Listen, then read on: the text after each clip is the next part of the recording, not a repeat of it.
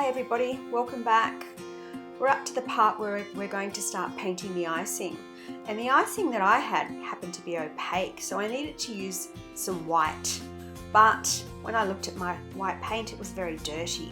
So what I did was I tried to clean it and it worked. So I just wet it a lot and then I wiped it off with a tissue. And good as new.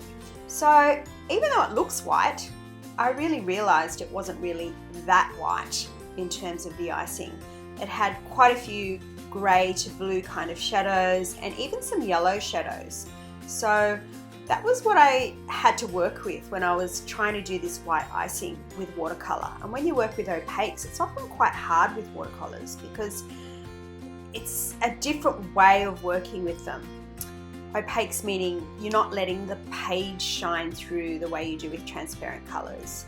So here I am filling in this first layer of white, and because I had those little flecks of pink underneath from when I did my flicking on the cakey part, it kind of picked up those and spread them and it started to look quite pink. So really, this took me quite a lot of time to do this part because I had to keep toing and froing and going backwards and forwards to try and get it the way that I wanted. Here I'm putting a bit of shadow in. So I just put a bit of blue in and then I get some water on my brush and I start to spread it out.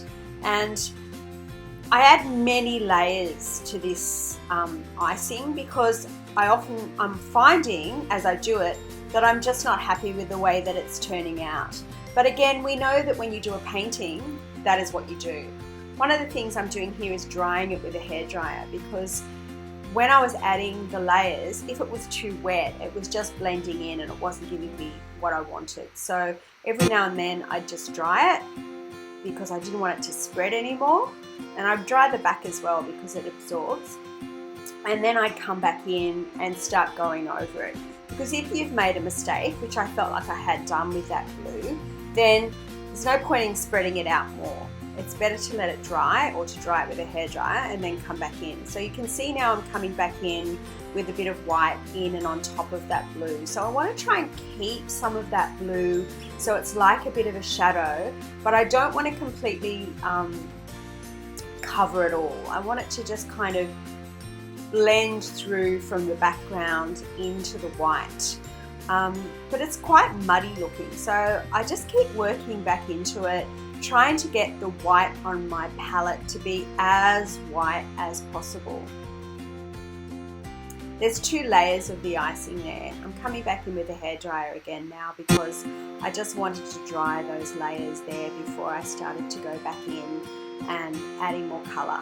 Again, I'm adding more white. I actually took a little bit of yellow into it because when I looked really carefully at my cupcake photograph that I was working from, I realised that there was a little bit of a creamy kind of yellow tinge coming in, and then maybe if I added that, it would stop it looking so blue.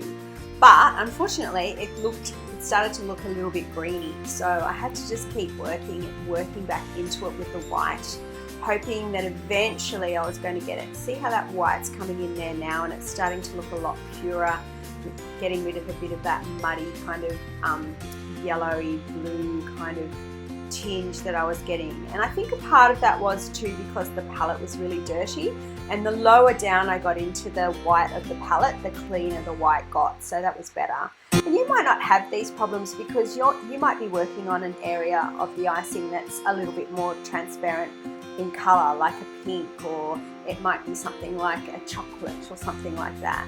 But because this one was white, I had to try and work with that even though I was painting into a white page. Sometimes that can actually be really tricky.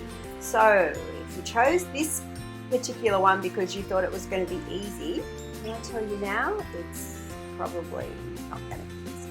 But with the tricks that I've just shown you now, drying it so that it isn't as wet and spready, and then going back in with the clean palette, making sure you clean your palette off with a tissue so that you get all those other colours that have been mixed into your white off the actual little palette of colour, and then going back into it when it's dry.